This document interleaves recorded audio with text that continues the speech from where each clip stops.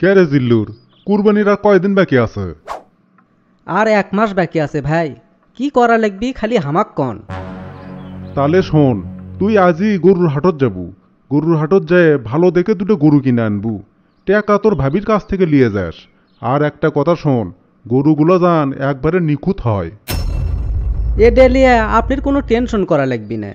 আমি ভাবির কাছ থেকে টাকা নিয়ে যায় গরু কিনে আনবো হিনি। জিল্লুর, এটা কিন্তু কুরবানির গরু। সব চাইতে সুন্দর দেখে কিনে আনবু। আর দেখবু কোন গরুর ওপর মানুষের নজর বেশি, সেই গরুই কিনে আনবু, যত টাকাই লাগুক। সেটা তো ভালো করেই জানি ভাই। আপনি বাজারের সেরা কুরবানি কিনবেন। আমি কি এমনি সুন্দর গরু কিনবার চাচ্ছি? এটা হচ্ছে আমার আল্লাহ সন্তুষ্টির জন্য কুরবানি। গোস্ত খাওয়ার জন্য যে কোনো একটা কিনলেই হলো হিনি। কুরবানি মানে হলো পছন্দের জিনিস ত্যাগ করা। ভাই আমি একটা কথা কই। কি কবু ক। ভাই সময় তো আছেই। 1 মাস আগে গরু কিনা লিখবি, 1 সপ্তাহ আগে কিনলেই তো হলো হিনে। 1 মাস আগেই গরু কিনা লিখবি। তার কারণ 1 মাস আনা গরু ভালো মন্দ খিলামো আর দেখাশোনা কর্ম, তারপর কুরবানির দিনে কুরবানি দেবো। আল্লাহ কসে সব চাইতে পছন্দনীয় জিনিস কুরবানি দেওয়া লাগবি। আমার তো বাড়িত গরু নাই, কিনে কুরবানি দেওয়া লাগবি। তাই আনা 1 মাস আগে কিনিচ্ছি, এই আর কি। আর তুই তো ভালো করেই জানিস, আমি প্রত্যেক বছরই কুরবানি দেই। আর প্রত্যেক বছরই আমি 1 মাস আগেই কুরবানি কিনি।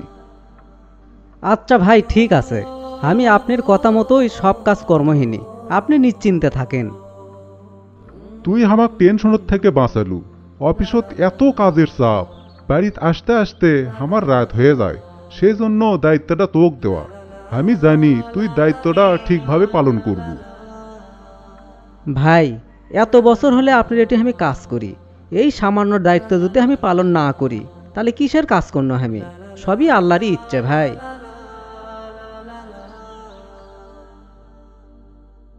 জিল্লুর শোন, গোস্তগুলো কাটা হয়ে গেলে সঠিকভাবে 3 ভাগ করব। 1 ভাগ গরিব মিসকিন যারা আছে তাগরক দিব। কোনো প্রকারের কম বেশি যেন না হয়, সগলি কি একবার সমানভাবে ভাগ করে দিব।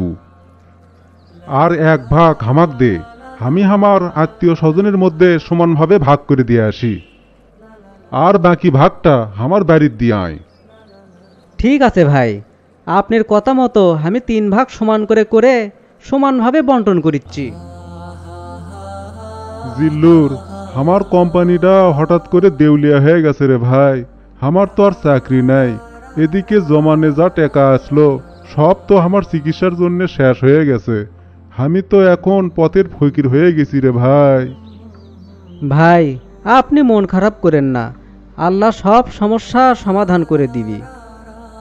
তা হয়তো দিতে পারে, কিন্তু এই মুহূর্তে আমি সংসার চালাতে ব্যর্থ। তোকে আমি তো আর কোনো বেতন দিবার পারবো না। তুই এক কাজ কর, অন্য কোনো জায়গা চাকরি ধর। ভাই আপনার সুখের সময় আমি আপনার সাথেই থাকছি, আর দুঃখের সময়ও ভাই আমি আপনার সাথেই থাকবো।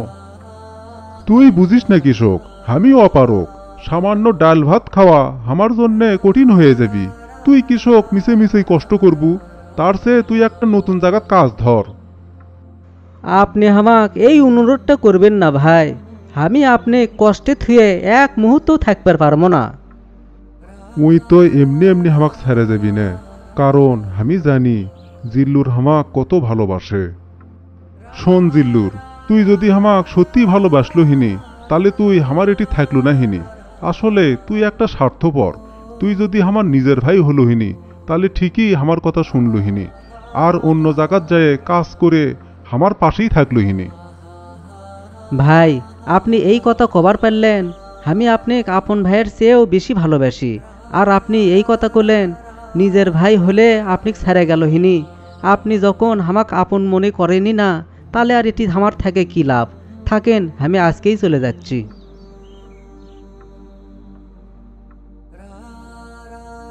আব্বা, এবার তো আমাকে কুরবানি নাই, তাহলে কি আমরা এবার গোস্ত খাবার পাবো না?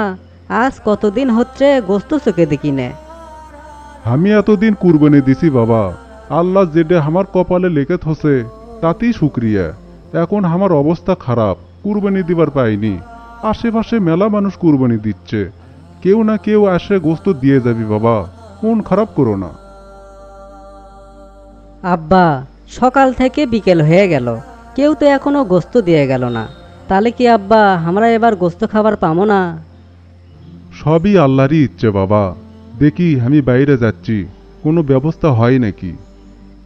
না না আব্বা, আপনি বাইরে যাবেন না, আমার গোস্ত খাওয়া লাগবে না, তাও আপনি মানুষের কাছে হাত পাতাবেন না। ছোলের আমার কত ধৈর্য, ছোট মানুষ তারপরেও করছে আব্বা কারো কাছে যান হাত পাতায়েন না। আল্লাহ, আপনি এটা আমার কোন পরীক্ষা লিখছেন?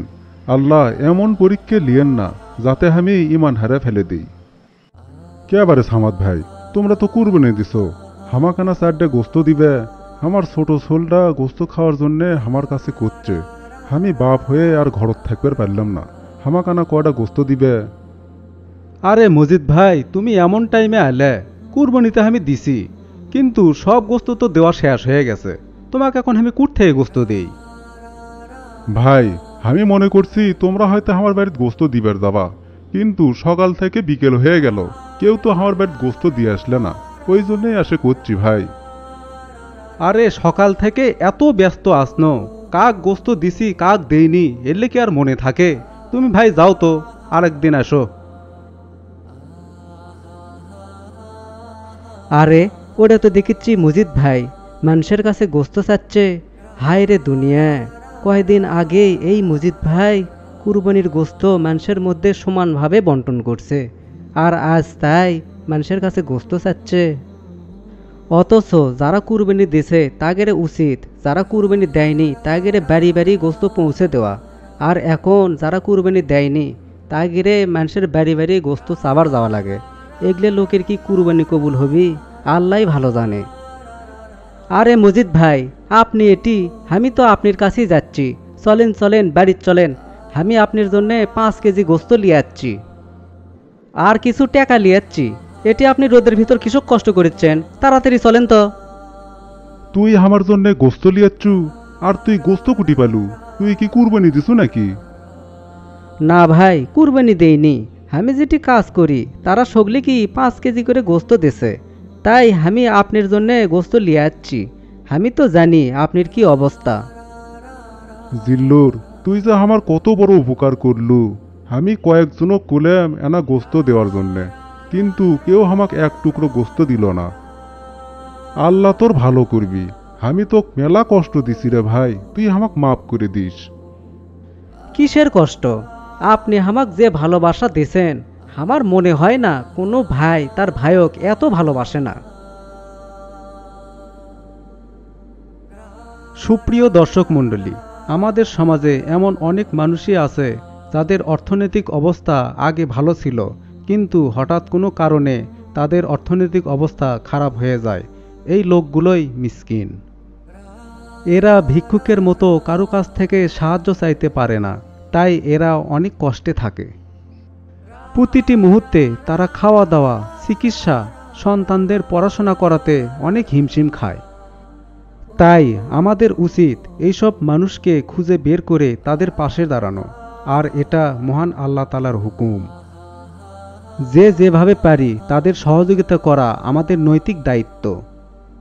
গরিব মিসকিনকে আমরা ছোট ছোট কর্মসংস্থানের ব্যবস্থা করে তাদের সহযোগিতা করতে পারি। তাই আসুন প্রিয় ভাই ও বোনেরা, আমাদের আশেপাশে যারাই এইরকম আছে তাদের দিকে আমরা সহযোগিতার হাত বাড়িয়ে দেই। এই ভিডিও একটি শিক্ষামূলক ভিডিও শেয়ারের মাধ্যমে আপনিও জ্ঞানের আলো ছড়িয়ে দিতে পারেন। ভিডিওটি শেষ পর্যন্ত দেখার জন্য সবাইকে অন্তরের অন্তঃস্থল থেকে ধন্যবাদ।